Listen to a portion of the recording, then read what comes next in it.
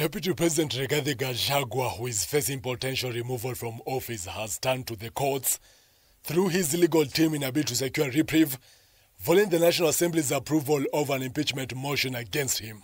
Today, the courts have heard his prayers. The High Court has consolidated 5 petitions related to his impeachment, with Chief Justice Martha Koome said to empanel a bench of judges to address constitutional matters raised.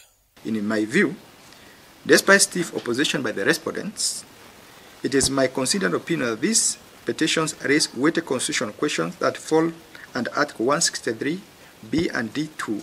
Hence, I am persuaded to refer them to the Chief Justice for empanelment of a bench.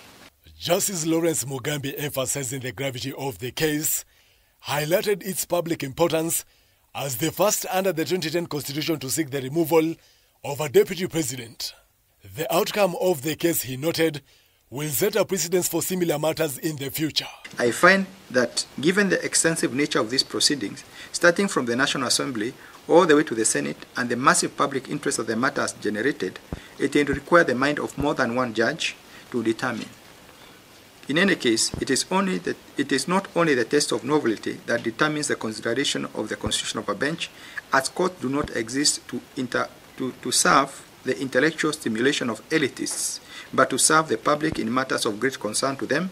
And this one is one of those rare occasions that the court should arise to the occasion and serve the public with all the resources that it can possibly summon.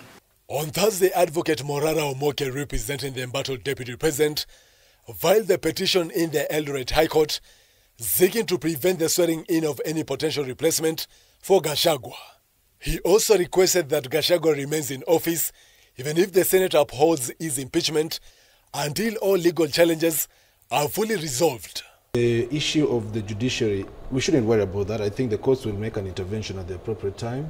More cases are going to be filed. We have 10, and you can expect another 20 cases to be filed by the time this process is completed.